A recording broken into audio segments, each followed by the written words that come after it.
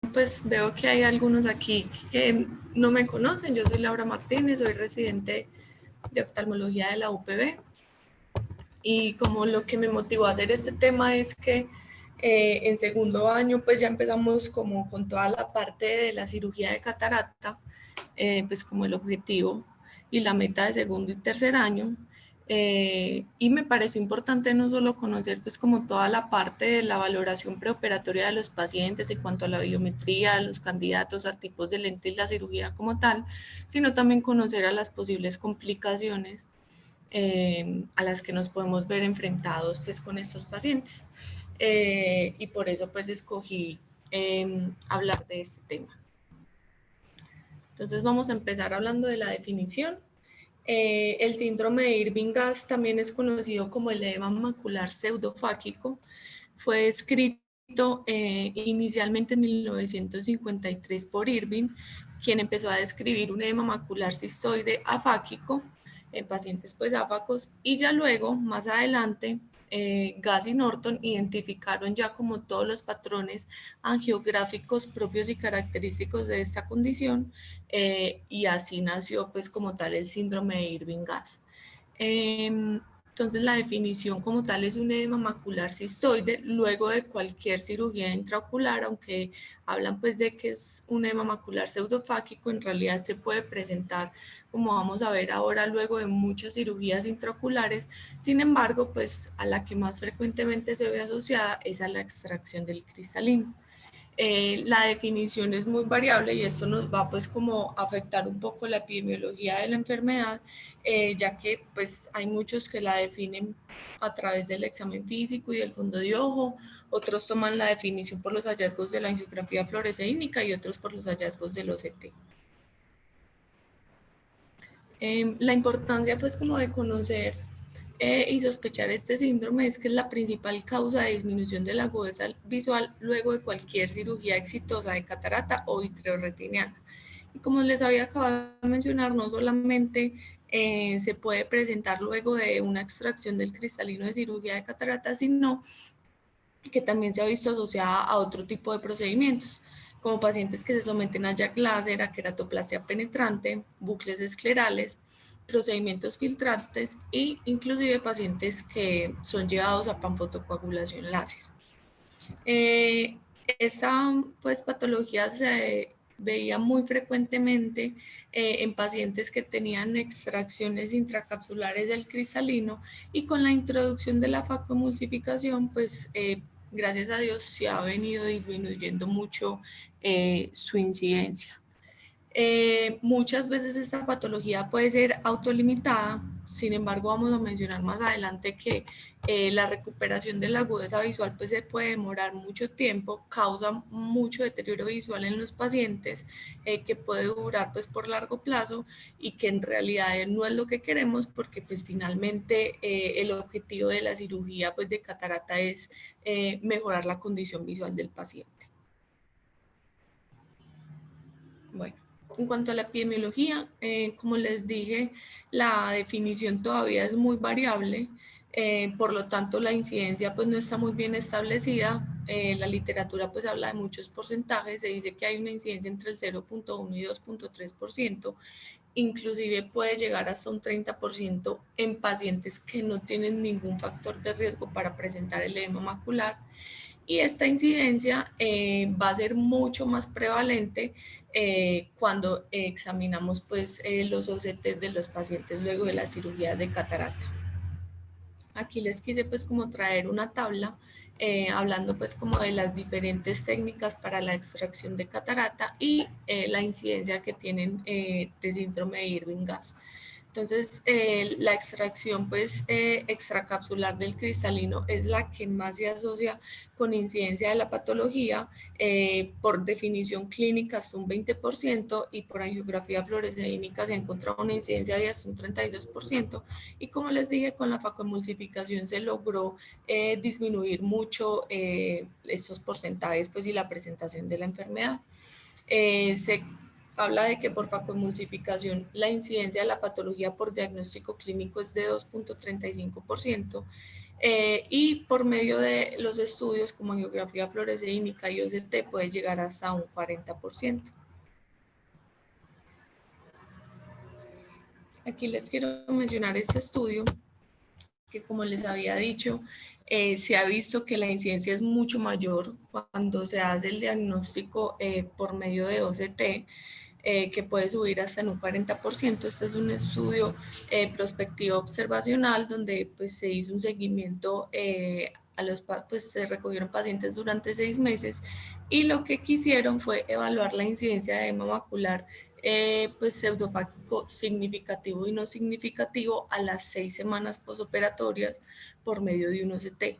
Ellos definieron que un edema macular significativo era pacientes que tenían la presencia de líquido intrarretiniano o subretiniano que se asociaba además a un aumento del grosor macular central de por lo menos el 30% del basal, y un edema macular no significativo cuando el aumento de este grosor macular central era menor del 30% del basal.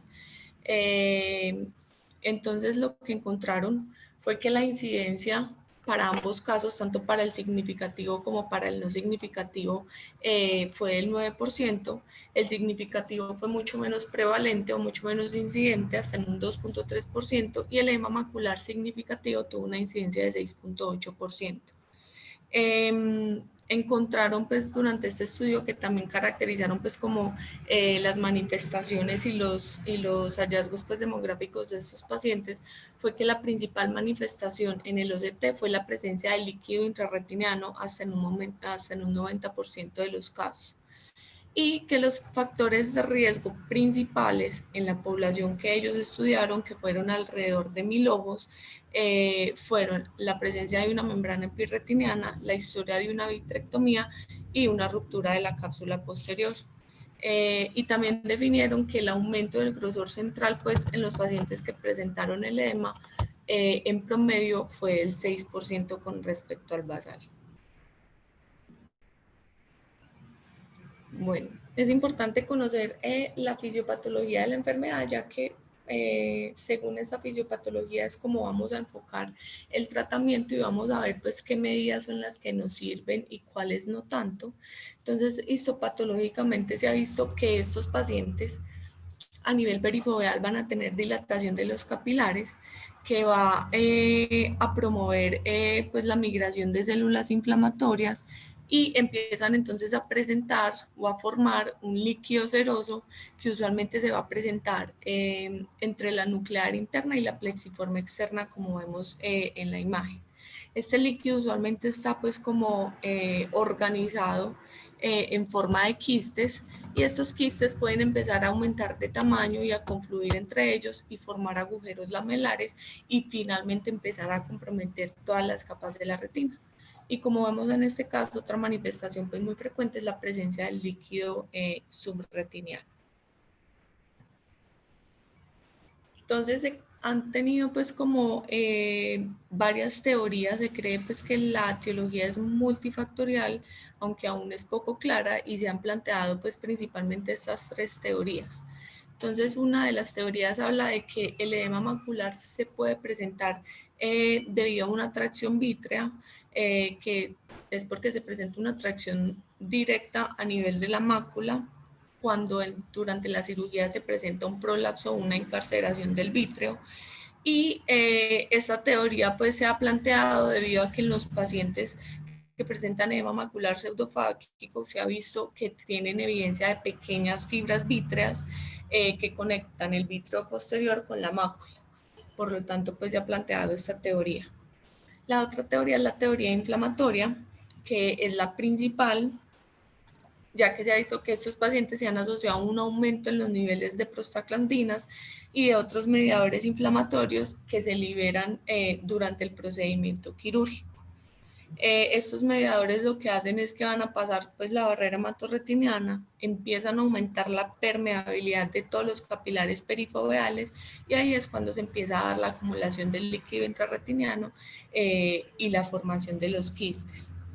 Se ha visto pues además en esta teoría inflamatoria, o lo que la apoya, es que en los pacientes con estos edemas se ha visto una alteración en las proteínas del vítreo, luego pues como de las cirugías de catarata, y que además tienen mayor cantidad de flare en la cámara anterior comparados con pacientes que no hicieron ningún edema.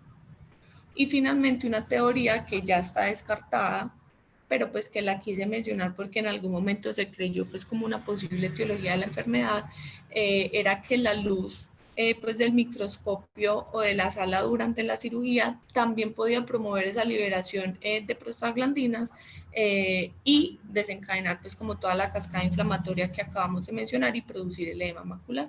Pues, sin embargo, esta teoría ya está descartada y hoy en día pues todo el tratamiento y el enfoque del paciente va encaminado a la etiología de la parte inflamatoria. Bueno, esta es como la parte que a mí me parece pues como más importante de la charla, una de las más importantes, y es determinar qué pacientes o qué factores de riesgo tenemos para desarrollar el edema macular pseudofáquico. Entonces, ese es el aspecto pues más importante porque de ahí vamos a generar pues como la prevención y el tratamiento y el enfoque adecuado del paciente, y vamos a ver que el edema macular pseudofáquico se puede ver influenciado tanto por patologías sistémicas del paciente, por complicaciones pues que se tengan durante el momento de la cirugía o por condiciones oculares preexistentes del paciente. Entonces vamos a hablar de cada una de ellas. Dentro de los factores de riesgo pues de patologías sistémicas, el factor de riesgo que yo creo que más conocemos pues y más asociamos a esta patología es la presencia de diabetes mellitus, aún sin la presencia de retinopatía diabética. Y también se ha visto que la hipertensión podría ser un factor de riesgo, sin embargo no es un factor de riesgo directo, sino que lo asocian más que todo a que estos pacientes pueden formar pues o hacer oclusiones venosas y finalmente la oclusión venosa llevar a un edema macular cistoideo. Dentro del grupo de los factores de riesgo a nivel del momento de la cirugía pues o intraoperatorio, aunque ya mencionamos pues que se puede presentar en casos donde no hubo ninguna complicación en la cirugía, pues tener alguna de estas complicaciones sí aumenta mucho más la posibilidad de presentar la patología. Dentro de ellas entonces tenemos la ruptura de la cápsula posterior, la pérdida vítrea, la encarceración del iris durante el procedimiento y los lentes intraoculares en cámara anterior son pues como las complicaciones o las condiciones intraoperatorias que más se han asociado a la enfermedad. Y dentro del grupo de las patologías oculares preexistentes de los pacientes, pues son condiciones que hacen que el paciente sea más susceptible a ese compromiso o esa debilidad en la barrera hematorretiniana durante la cirugía y a que se empiece a producir toda la cascada inflamatoria. Entonces, dentro de las patologías tenemos los pacientes que tienen un antecedente de uveitis, inclusive asocian la uveitis con un peor pronóstico cuando hacen un edema macular cistoide, la retinopatía diabética independiente del estadio en el que se encuentre el paciente, sin embargo, sí es directamente proporcional a la severidad de la retinopatía. También tenemos el antecedente de una oclusión venosa y una membrana epirretiniana, de haber tenido un desprendimiento de retina o algún tratamiento para un desprendimiento de retina, y pacientes que tienen glaucoma y que reciben pues, en el momento tratamiento con análogos de prostaglandina. ¿Por qué? Porque pues, se ha visto que el latanoprost promueve esa disrupción de la barrera hematorretiniana en el postoperatorio pues, temprano de estos pacientes. Sin embargo, pues, son pacientes que responden muy bien al tratamiento. Bueno, aquí les quise compartir como un estudio de cohorte de la academia, que fue un estudio pues supremamente grande, fue realizado en el Reino Unido, donde tomaron una base de datos de más de 80.000 ojos, que fueron sometidos pues a una cirugía de facoemulsificación y todos los pacientes pues tenían diferentes comorbilidades o condiciones de base. Esto pues con el fin de determinar qué factores de riesgo eran los que más se asociaban al desarrollo del edema macular pseudofáquico. Entonces, lo que hicieron fue dividir toda la cohorte en 3 grupos. El grupo 1, que fue como el grupo control, que eran pacientes completamente sanos, sin diabetes, sin ninguna patología sistémica ni ocular y que durante la cirugía no hubo ninguna complicación. El grupo 2 eran pacientes que no eran diabéticos, sin embargo, tenían alguna comorbilidad ocular o tuvieron alguna complicación durante la cirugía, y el grupo 3 ya era todo el grupo de los diabéticos, pero que no tenían ninguna patología ocular y que tampoco tuvieron complicaciones durante la cirugía. Este grupo 3 pues se definió más que todo para definir el impacto directo de la diabetes en el edema macular. Entonces los resultados o lo que encontraron es que el grupo control, o sea, el grupo de pacientes completamente sanos y sin ninguna complicación durante la cirugía, tuvo una incidencia del edema macular de 1.17%. En el grupo que tenían alguna comorbilidad o complicación durante la cirugía diferente a la diabetes, la incidencia fue de 1.56%. Y encontraron que las patologías pues, oculares de base o las complicaciones intraoperatorias más frecuentemente asociadas al edema fueron la membrana epirretiniana, el antecedente de oclusión venosa, la uveitis, el antecedente de desprendimiento de retina y la ruptura de la cápsula posterior. Y en cuanto al grupo de pacientes diabéticos que no tuvieron ninguna complicación durante la cirugía, la incidencia pues fue significativamente mayor, hasta en un 4%. Entonces aquí pues son como las tablitas del resultado, donde vemos pues las comorbilidades de base o las complicaciones durante la cirugía que más incidencia o asociación tuvieron al edema macular, siendo pues la membrana epirretiniana la más frecuente, la oclusión venosa, la corrección pues de un desprendimiento de retina, y la uveitis pues como las 4 principales. También la ruptura pues de la cápsula posterior.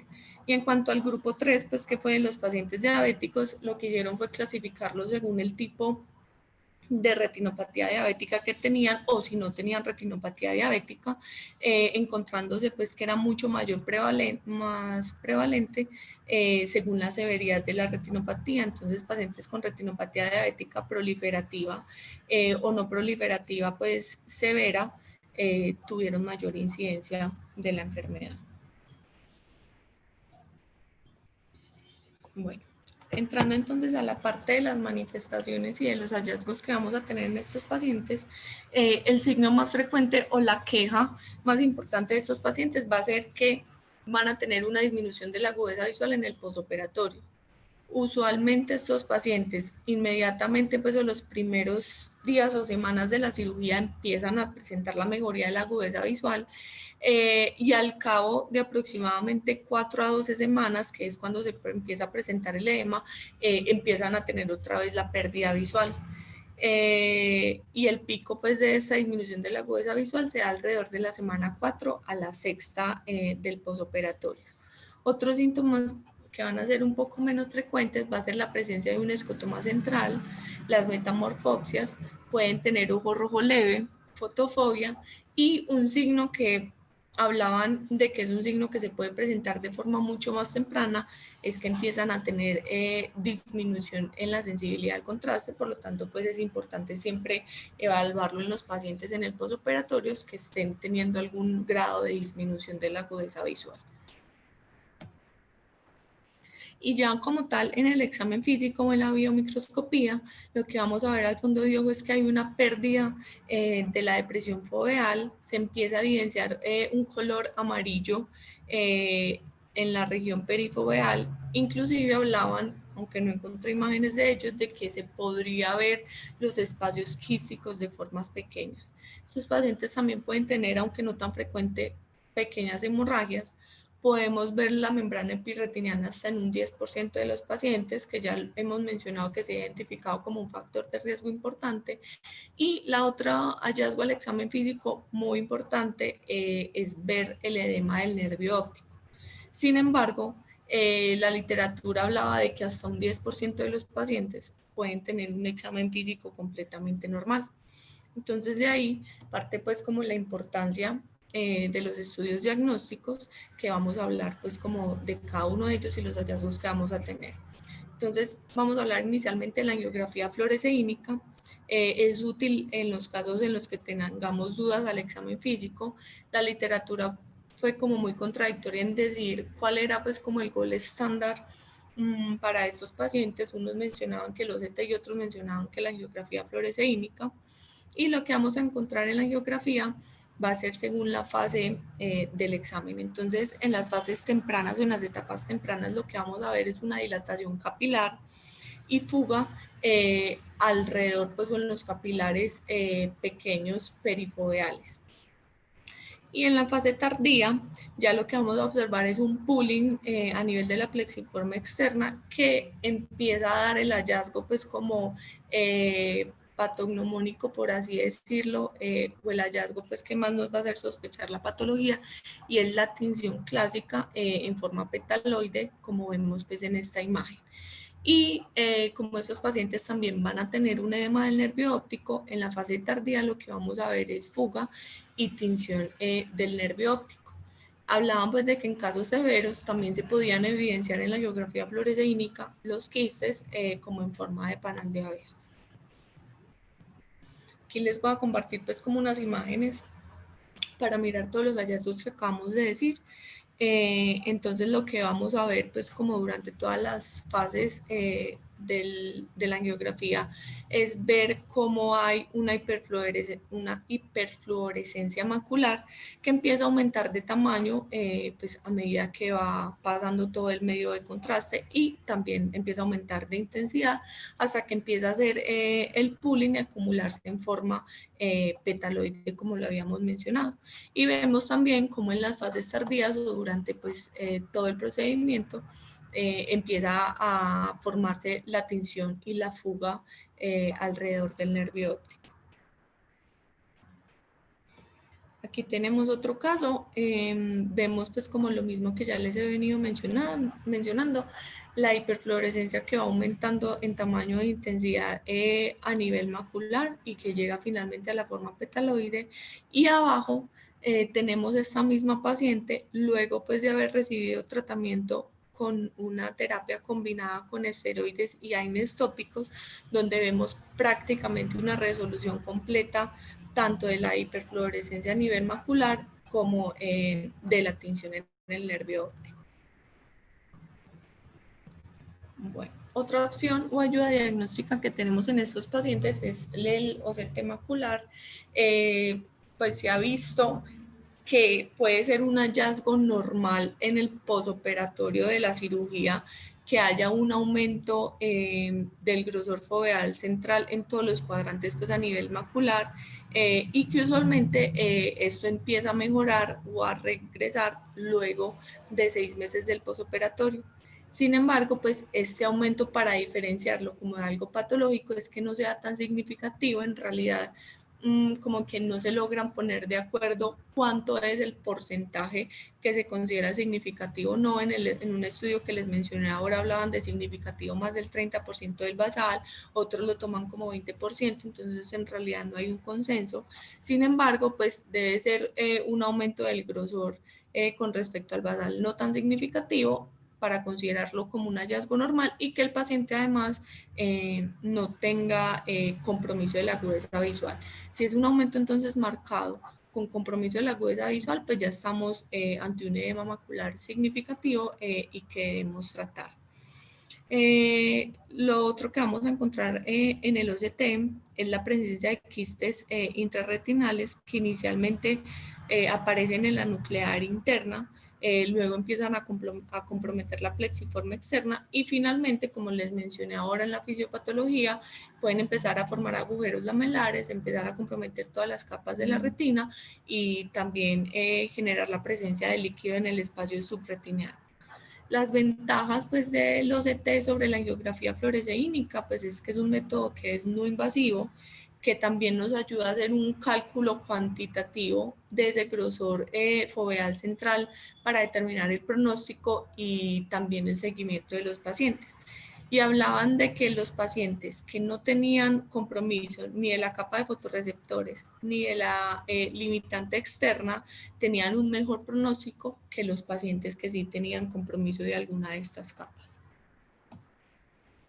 Entonces aquí les comparto pues unas imágenes En esta imagen superior lo que vemos es la presencia de ese líquido intrarretinal entre la nuclear externa y la plexiforme interna, que se hace una configuración pues como en quistes o en espacios cistoides, y además ya empieza este paciente a hacer pues como una formación de líquido subretiniano.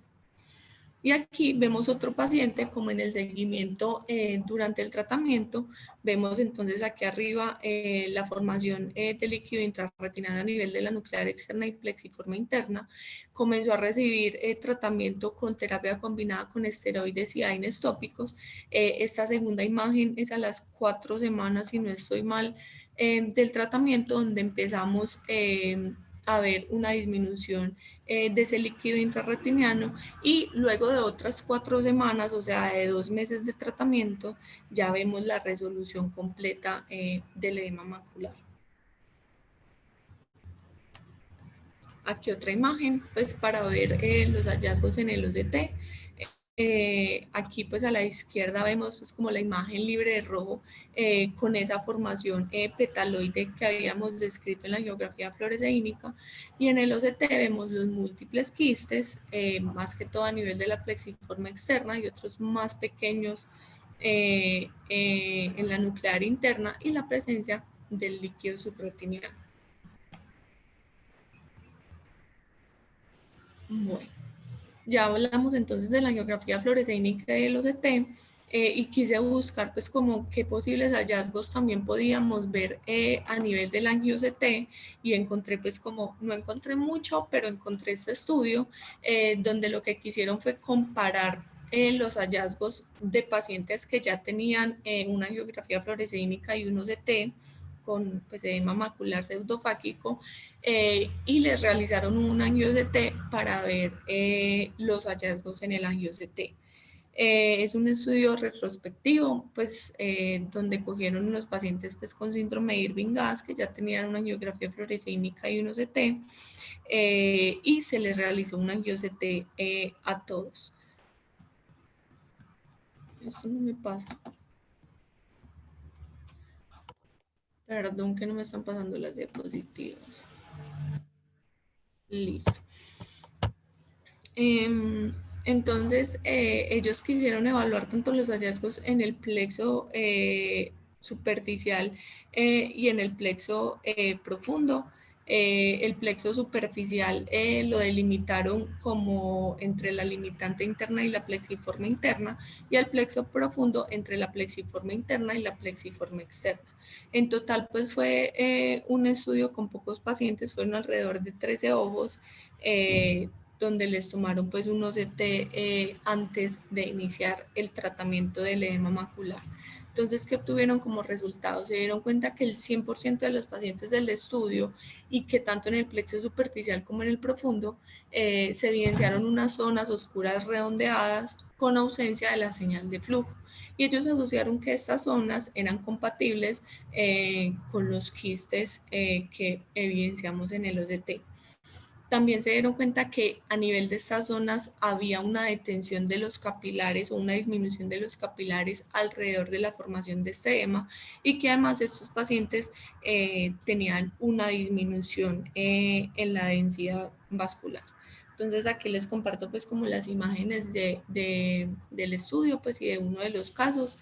Entonces esas imágenes las tomaron pues como para analizar la localización de esos espacios cistoides que vieron en el angio-CT, y la relación pues como con esas zonas de no perfusión. Entonces en esta primera imagen vemos pues esos espacios cistoides asociados, ubicados en las zonas donde no se evidencia un flujo sanguíneo. En la imagen C vemos la misma, pero pues con la delineación en rojo de los capilares, y vemos cómo está esa disminución de los capilares que mencionábamos alrededor de la formación de los quistes. Y aquí abajo pues vemos el OCT correspondiente al paciente, donde vemos esas zonas de no flujo en rojo, no sé si lo logra ver muy bien donde está la flecha amarilla, alrededor de los espacios cistoides. Entonces estos son pues como los posibles hallazgos que podemos ver en estos pacientes si realizamos un angio-CT. Bueno, solo en una de la bibliografía pues que encontré describieron una clasificación, pues no la encontré como de forma repetida en todas partes, pero pues se las quise traer. Hay una clasificación tanto según la angiografía fluoresceínica, que va a ser determinada por el grado de fuga a nivel macular que van a tener estos pacientes, y una clasificación según la clínica. Entonces, según la angiografía fluoresceínica, se dividió en 4 estadios según el grado de fuga. El estadio 1 lo consideraban un edema menor de 360 grados perifoveales. El estadio 2, un edema mínimo de 360 grados, el estadio 3, un edema moderado, y el estadio 4, un edema severo. En realidad es una clasificación muy subjetiva, pues según quien esté leyendo la angiografía fluoresceínica, porque en el estadio 2, 3 y 4, pues solo lo clasifican en mínimo, moderado y severo, según la severidad, pues como, o el grado de fuga que tenga, y pues la lectura de quien esté leyendo la angiografía, como lo considere. Y según la clasificación clínica, se considera que es un edema macular pseudofáquico agudo si se presenta en los primeros 4 meses del posoperatorio. Se considera que es de inicio tardío cuando se presenta luego de 4 meses del posoperatorio. Y otra forma de clasificación es clasificarlo como crónico cuando es un edema que lleva más de 6 meses de duración y que no ha respondido o no ha mejorado con el tratamiento, y recurrente pues cuando empieza a recurrir en el paso del tiempo. Bueno, ahora vamos a hablar entonces de los diagnósticos diferenciales que podemos tener en estos pacientes, pues como que el más importante por las características y los factores de riesgo de estos pacientes es el edema macular diabético, y es importante pues diferenciarlo del pseudofáquico, ya que pues los pacientes que tenían un edema macular diabético previo se pueden empeorar con la cirugía pues de catarata. Sin embargo, pues estos pacientes, como vimos, es un factor de riesgo importante ser diabético, pueden presentar un edema macular pseudofáquico de forma más frecuente. Entonces, a veces, pues la diferenciación puede ser difícil, pues sin embargo, hay unas pistas pues que nos ayudan a pensar en uno y el otro. Entonces, para pensar pues en que estamos ante un edema macular diabético, el paciente generalmente ya va a tener hallazgos de una retinopatía diabética. Entonces, el fondo de ojo y la angiografía fluoresceínica se van a acompañar de la presencia de microaneurismas, de hemorragias y de los exudados lipídicos pues alrededor de la mácula. Y en la angiografía fluoresceínica como tal, el edema macular diabético nos va a mostrar fugas difusas en el polo posterior, y no solo localizadas en la región perifoveal y en esa forma petaloide tan localizada del edema macular pseudofáquico. Y además, el edema macular diabético no va a presentar la fuga del nervio óptico, que sí presenta el síndrome de Irving-Gass.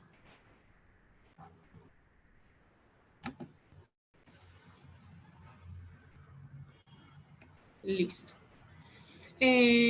Otro posible, pues como diagnóstico, diferencial son las oclusiones venosas. Sin embargo, pues es fácil de diferenciar con la biomicroscopía, y es ver al fondo de ojo las zonas de hemorragia y de edema según la distribución de la rama venosa afectada. Y en cuanto a las manifestaciones o los hallazgos en la angiografía fluoresceínica, lo que va a hacer es que va a mostrar un retraso en el llenado venoso y fugas en esas zonas, y que además pueden aparecer zonas hipofluorescentes por la isquemia asociada a la oclusión. Bueno, en cuanto a la membrana epirretiniana, ya hemos definido pues que puede ser un factor de riesgo, por lo tanto pues podemos tener pacientes que tengan un edema macular con una membrana epirretiniana asociada, y cuando aparecen luego de la cirugía vitreoretiniana pues se podría confundir con el edema macular pseudofáquico. Además, clínicamente ambos pacientes se van a quejar de una disminución de la agudeza visual y de la presencia de metamorfopsias. Entonces, al examen físico lo que vamos a ver a nivel de la mácula es un reflejo en la luz que es de forma irregular, se ve un engrosamiento macular y una distorsión en los vasos sanguíneos, entonces eso ya nos debe hacer sospechar de que posiblemente sea una imagen de una membrana epirretiniana. Sin embargo, pues ante la duda y para esclarecer el diagnóstico, el OCT sería pues como la ayuda diagnóstica ideal para descartar todos esos quistes intrarretinianos o el líquido subretiniano que presentan los pacientes con el edema macular pseudofáquico o evidenciar solo la presencia pues de la membrana epirretiniana sin ningún compromiso pues como de las capas de la retina. Bueno, y el último diagnóstico diferencial es la degeneración macular relacionada con la edad, pues se tiene como un diagnóstico diferencial porque generalmente tanto el edema macular o el síndrome de Irving-Gass y la degeneración macular relacionada con la edad van a afectar pues como el mismo grupo de edad y de pacientes. Sin embargo, pues la diferenciación con el examen físico, más que todo con la húmeda, es mucho más fácil. Estos pacientes van a tener una neovascularización coroidea, la maculopatía exudativa, van a tener hemorragias, pueden tener también desprendimientos del EPR y exudados lipídicos, que no tenemos pues como los hallazgos similares en los pacientes que tienen un síndrome de Irving-Gass.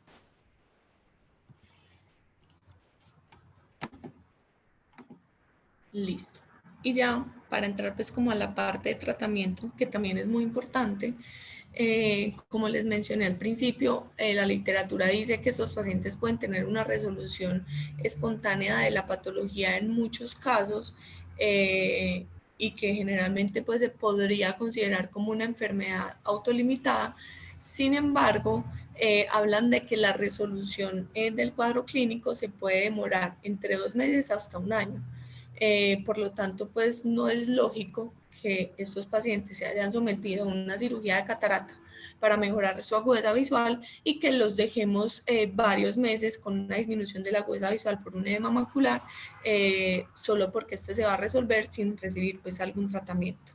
El tratamiento pues lo vamos a ver dividido en dos, en un tratamiento profiláctico y ya el tratamiento como tal terapéutico, y vamos a ver pues que los AINES y los esteroides tópicos, ya sean juntos o en monoterapia, pues se consideran la primera línea para estos pacientes, y también pues les voy a mencionar pues como las otras alternativas que podemos tener cuando los pacientes no mejoran con este tratamiento. Entonces, vamos a hablar inicialmente de los AINES. Pues todos sabemos que su mecanismo de acción es inhibiendo la COX, por lo tanto disminuyen la producción de prostaglandinas y de tromboxano, que eso es lo que necesitamos según la fisiopatología de la enfermedad, y es disminuir pues como toda esa cascada inflamatoria que desencadenó el trauma quirúrgico.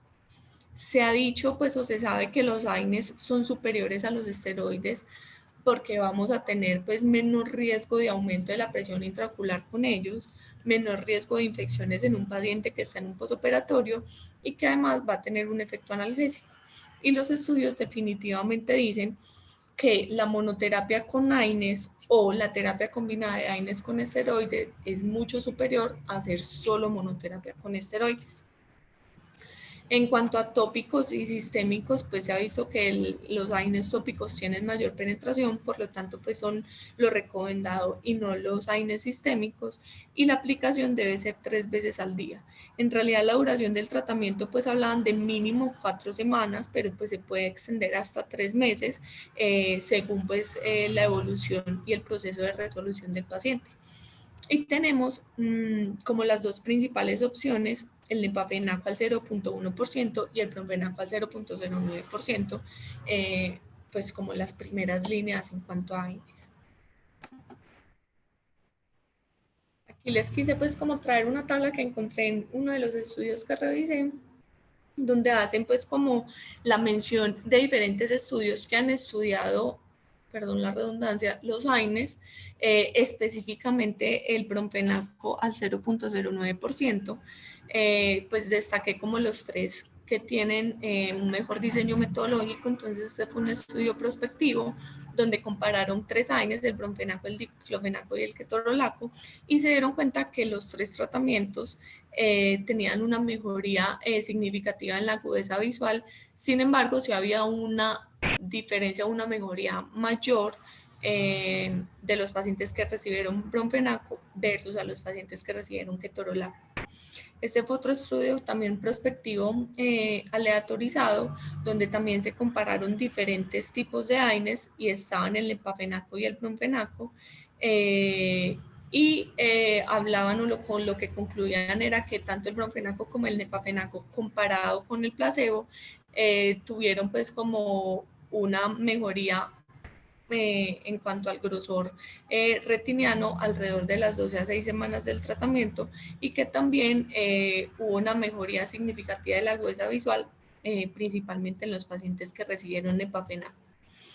Y este último es un estudio retrospectivo, aunque fue pequeño, solo 11 pacientes se dieron cuenta que el 100% de los pacientes presentaron una resolución completa del edema macular pseudofágico luego del tratamiento con el bromfenaco. Listo. La otra opción terapéutica que se podría considerar como primera línea, sin embargo no en monoterapia sino combinada con los AINES, son los esteroides. La finalidad pues en estos pacientes de los esteroides es que inhiben la síntesis de leucotrienos y de prostaglandinas, y que además inhibe la migración de macrófagos y de neutrófilos, disminuyendo entonces esa carga inflamatoria que me genera el edema. Pues como les dije, comparado con los AINES, se ha visto que el uso combinado es superior a la monoterapia con los esteroides, o la monoterapia con AINES es superior.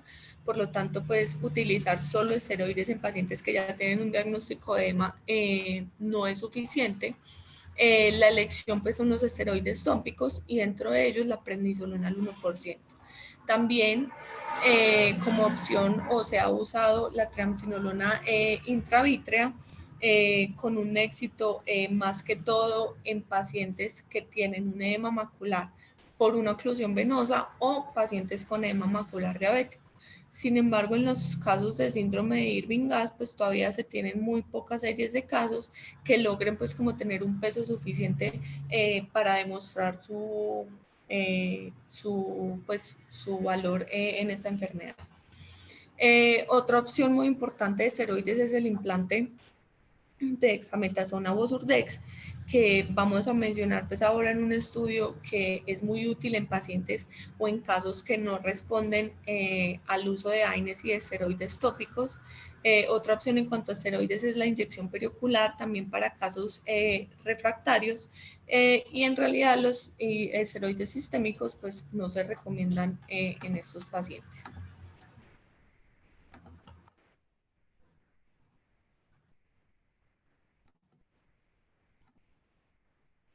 Bueno, este estudio es para mencionarles pues como el valor de los Urdex en los casos de síndrome de Irving-Gass. Pues es una serie de casos prospectiva. En total fueron 27 pacientes que fueron sometidos a una facomulsificación que no tuvo ninguna complicación, y que fueron pacientes a los que se les diagnosticó el síndrome de Irving-Gass y que lograron recibir tratamientos de diferentes maneras, por lo menos un ciclo de AINES o de esteroides, o inclusive inyección subtenuneana de triamcinolona, y que no habían tenido pues mejoría con este tratamiento inicial. Entonces decidieron ponerles pues el Osurdex. Ellos definieron pues como objetivo la resolución del edema, y para ellos resolución completa era que se resolvieran los quistes retinianos, que el engrosamiento macular lograra llegar a menos de 250 micras, y que el paciente lograra una agudeza visual igual o mejor a 20-25. Estos fueron pues como los objetivos. Y otro aspecto importante que midieron pues fue la presión intraocular, que tanto se aumentó en estos pacientes. Entonces aquí tenemos pues como la tabla con los resultados. El basal al mes, a los 6 y a los 12 meses del implante de Osurdex. Este primer valor pues es la agudeza visual. En promedio los pacientes tenían inicialmente una agudeza visual de 20/70 y ya al mes en promedio lograron una agudeza visual de 20/25 que se mantuvo pues durante ese primer año del tratamiento. En cuanto al grosor pues, macular central, en promedio encontraron que estos pacientes tenían un grosor entre 358 y 587 micras y que al mes ya tenían un grosor de 218 micras que en realidad también se mantuvo durante el tratamiento.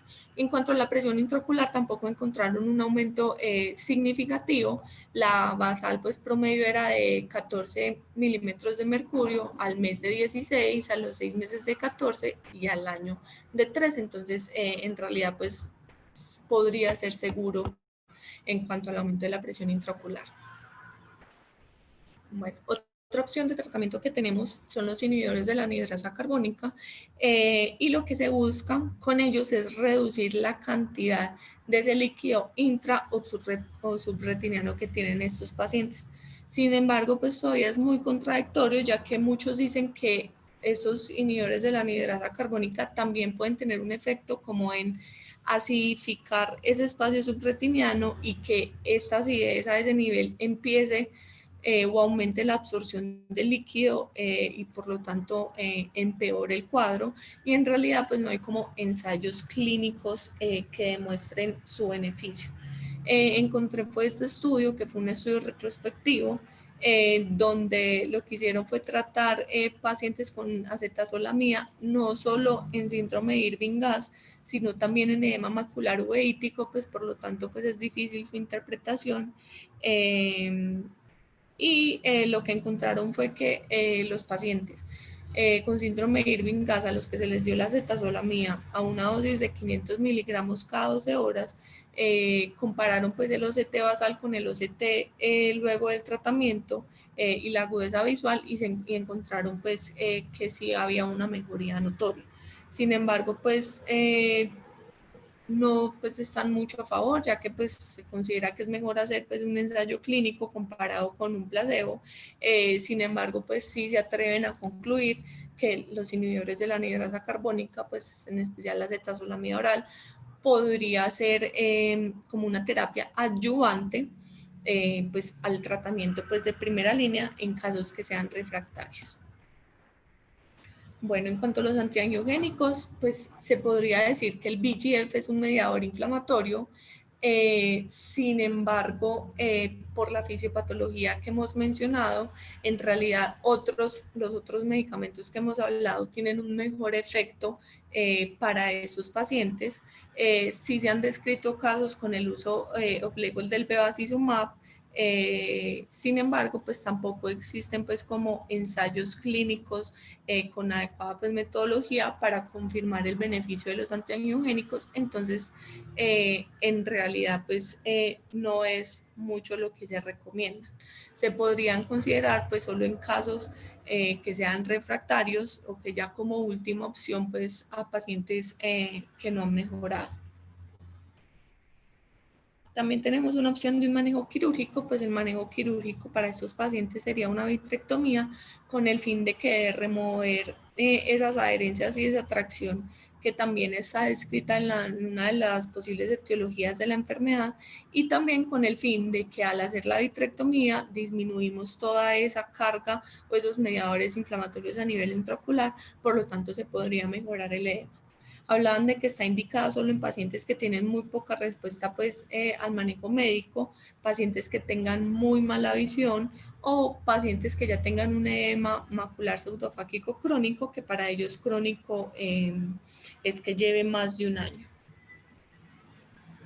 Bueno, y en la otra parte, pues como importante del tratamiento y que en realidad pues no logré pues como llegar a una conclusión es a qué pacientes específicamente realizarles profilaxis. Pues la profilaxis en realidad puede ser tanto la forma de prevención, más que todo en el intraoperatorio de estos pacientes. Entonces lo que se recomienda es que sea una cirugía lo más atraumática posible, para disminuir pues como toda esa cascada inflamatoria asociada al trauma quirúrgico.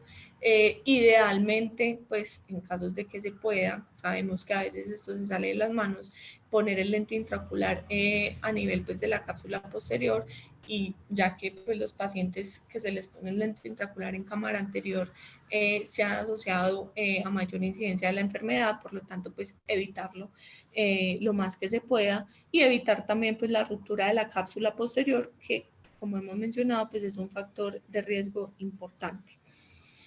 Eso como en cuanto a la prevención. Y la profilaxis, pues en realidad la profilaxis la hacemos es con medicamentos, siendo los AINES o la combinación de AINES y esteroides la primera opción.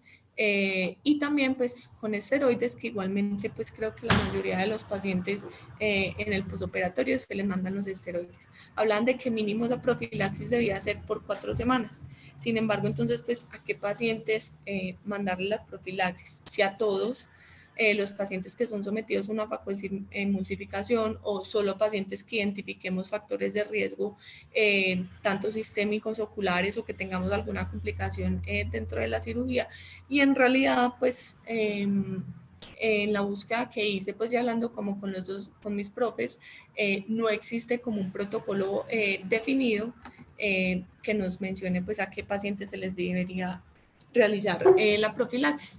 Se encontró un estudio pues como que quiso evaluar qué porcentaje de cirujanos envían siempre AINES luego de una cirugía de catarata, y se encontró pues que alrededor del 72% de los cirujanos a todos los pacientes le ponen AINES en el posoperatorio. Quise entonces traer este estudio en cuanto a la profilaxis para comparar el efecto de la dexametasona, el nepafenaco y el bromfenaco en prevenir la aparición del edema macular pseudofáquico. Fue un ensayo clínico prospectivo aleatorizado, donde fueron pacientes que fueron sometidos a una facoemulsificación con implante de lente intraocular, todos por el mismo cirujano, con la misma técnica y con el mismo lente intraocular. Y para ellos, pues, definieron el diagnóstico de un edema macular pseudofáquico por medio de OCT. Entonces, evidenciar los quistes en el OCT, que tuvieran un grosor macular central mínimo de 300 micras, o que tuvieran un aumento del 10% con respecto al basal. Entonces, este es otro estudio que tiene un porcentaje distinto en cuanto al aumento del grosor, que habla del 10%, y ya hemos mencionado otros que hablaban del 20 y del 30%. Por lo tanto, pues no hay nada como adecuadamente establecido. Dividieron entonces los pacientes en 3 grupos: un grupo control a quien se les aplicó dexametasona 4 veces al día por 4 semanas, y el segundo y tercer grupo ambos tenían dexametasona. Sin embargo, al grupo 2 se le añadió el nepafenaco, y al grupo 3 se le añadió el bromfenaco.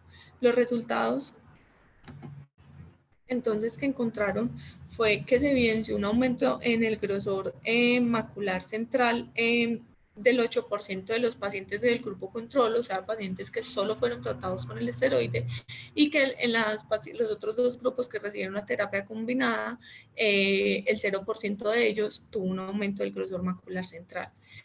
Comparando el segundo y el tercer grupo, se habló de que podría haber una superioridad del bromfenaco sobre el nepafenaco, y que en realidad se podría definir que la terapia combinada de AINES con esteroides lo que hacía era tener un efecto sinérgico en su mecanismo de acción. Sin embargo, pues la limitación que encontraron es que no hubo un grupo de la monoterapia solo con AINES, pues como para definir cómo se comporta la monoterapia con la terapia combinada. Sin embargo, pues la literatura sí habla de que son muy equivalentes en cuanto al control de la enfermedad. Bueno, estas son pues como las conclusiones o las reflexiones que les quiero dejar de la charla. Me parece muy importante pues identificar todos los factores de riesgo que les mencioné, más allá de los pacientes diabéticos, pues que uno siempre asocia el uso de AINES posoperatorio a que el paciente es diabético, pero muchas veces podemos olvidar los otros factores de riesgo, como el antecedente de oclusión venosa, desprendimiento de retina, las complicaciones intraoperatorias, la presencia de membrana epirretiniana, que en la mayoría de los estudios lo mencionaban como un factor de riesgo importante. sospechar entonces el edema macular pseudofágico cuando tenemos un paciente que en los primeros días o las primeras semanas postoperatorias tuvo una mejoría de la agudeza visual, pero a partir de la cuarta semana empezó a tener un empeoramiento. Y si tenemos la sospecha, pues en realidad lo ideal pues es hacer los estudios, tanto la angiografía fluorescénica como el OCT, teniendo en cuenta pues que el OCT nos da el beneficio de poder tener una cuantificación del daño y poder ver la evolución pues y la mejoría con el tratamiento. Que el tratamiento de primera elección son los AINES y los esteroides tópicos, ya sea en terapia combinada o la monoterapia con AINES, y que la segunda línea, por así decirlo, del tratamiento o en casos refractarios, lo ideal sería poner el implante de dexametasona. Y en cuanto a la profilaxis, pues no pude llegar pues como a ninguna conclusión pues apoyada por la literatura porque no hay un protocolo establecido, entonces lo dejé como profilaxis a elección del cirujano, teniendo en cuenta si desea ponerle pues los AINES solo a los pacientes que tengan factores de riesgo o a todos los pacientes, pues y aquí quisiera pues como saber la opinión de ustedes pues según la experiencia y la práctica pues que hacen en su día a día. Y eso era todo. Muchas gracias. Ahora, felicitaciones. Qué buena revisión de tema y comparto que hay varios comentarios en el chat que obviamente hablan de lo mismo. Me parece que cubriste todas las áreas. Lo de la profilaxis, creo que hay algo que Kevin siempre nos le pone un término muy cómico, pero es cierto, de no jalear mucho, no molestar mucho, no hacer una cirugía muy traumática, creo que es lo más importante. Definitivamente el factor de base del paciente más una cirugía tranquila, si uno controla esos factores, casi siempre tiene un muy buen resultado. Pero como mostraste, hay otras situaciones que se pueden presentar. No sé qué opina el resto, creo que es que estuvo muy bien revisado todo el tema. Muy bien. Gracias, profe. Muchas gracias. No sé si Kevin está por acá, que quisiera aportar algo.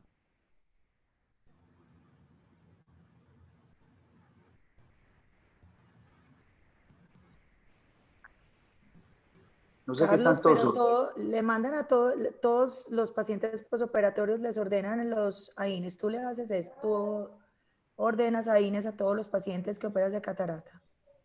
Bueno, y te cuento que no solamente por el manejo de pues, de la inflamación, digamos, de la mácula, sino que los AINES se asocian con disminución de la producción de la capa de moco, de esa película de moco que genera resistencia bacteriana. Entonces, yo sí lo considero dentro del armamentario de rutina. Se ha demostrado que diclofenac, Nepafenac y el ketorolac generan esa ruptura de la capa de moco, que evita que los antibióticos actúen bien y que facilita resistencia. O sea que le veo doble beneficio. Ay, Sí, qué yo utilizo mucho. interesante, qué Yo interesante. utilizo mucho, sí. Pues yo nunca lo ordeno a niños, nunca lo he ordenado a niños, pero ya me animaste porque pues de todas formas que perece una endoftalmitis. Qué rico poder tener algo que tú estás asegurando una mayor penetración de tus antibióticos en esos pacientes. Claro, es que el estafilococo tiene el problema de la producción de esa capa de moco. Y y también sabes que el cloruro de benzalconio, que suena cómico y siempre hemos, digamos, de alguna manera tratado de evitar el cloruro de benzalconio y funciona bien, funciona bastante bien el cloruro de benzalconio para controlar la producción de moco. Entonces, no es tan malo el cloruro de benzalconio, utilizado bien en un antibiótico por corto tiempo porque lo potencia, ayuda a quitar además de esto la capa de moco. Y el AINE no solamente te ayuda para eso, no sé si aquí les pasa, pero frecuentemente me pasa que cuando solamente están con triconjugado, terminan haciendo algunos pacientes un rebote inflamatorio como a las 3 semanas y hacen una uveitis cuando ya va bajando el efecto de la prednisolona. Con AINE no veo eso, no sé qué opinan ustedes los que están aquí presentes, pero el AINE me ha ahorrado esa llamada del paciente con el ojo rojo a las más o menos 3 semanas que ya o se quitó o se acabó o está bajando ya el uso del esteroide que les molesta tanto, porque venían muy bien y haciendo una ovitis más o menos en ese momento. Pero en cuál video. Mira, y que el doctor Kevin se quedó sin audio, dice aquí en el chat. ¿Quién se quedó sin audio? Hay que activar el audio, madre. Active es que tiene el micrófono silenciado. Aquí le estoy solicitando reactivar el audio. Vamos a ver. Ahí yo creo que sí. Kevin, doctor X.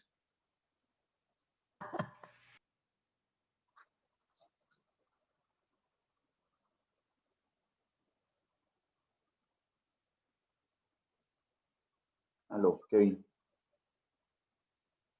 No te oigo.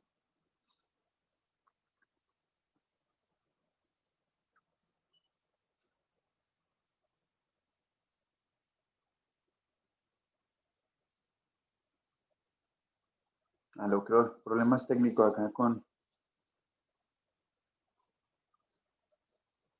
A ver. Pero nos estás escuchando, no te... No.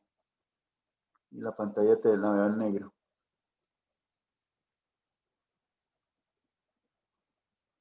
No sé la experiencia de quienes están acá presentes, pero creo que ha bajado bastante también el síndrome de Irving-Gass. Lo vemos menos y creo que es por técnicas quirúrgicas menos bruscas, digámoslo así, incluyendo la cirugía de retina.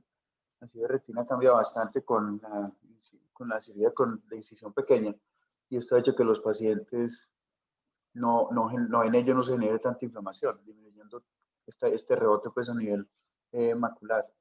Y también que los equipos tienen un corte mayor, corte más rápido, traccionan menos. Entonces producen Reacciona menos. claro, menos trauma a todo el complejo vitreoretinal, claro que sí. Aquí la doctora Malena también te manda a decir que excelente revisión. Desafortunadamente no tenemos audio, Kevin, que seguramente, aquí ya estoy viendo la imagen tuya, Kevin, pero no te escucho.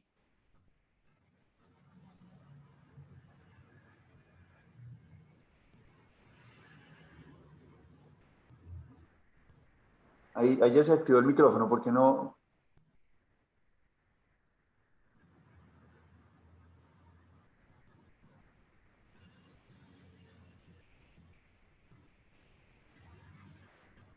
No, Desafortunadamente. no pudo No, hablar. dificultades acá. Dice cuánto le gusta este tema precisamente. No sé si hay alguna otra pregunta de parte de quienes están acá. Creo que fue una revisión muy importante. Yo ahora les comparto pues el link para que puedan acceder pues, a la conferencia. Quienes no la vieron, algún compañero que está en cirugía o algo, para que quede montada en la página de YouTube. No sé quién, Andrea o tú, Laura, vas a admitir a las personas que nos van a acompañar ahora. André. Y gracias a todos.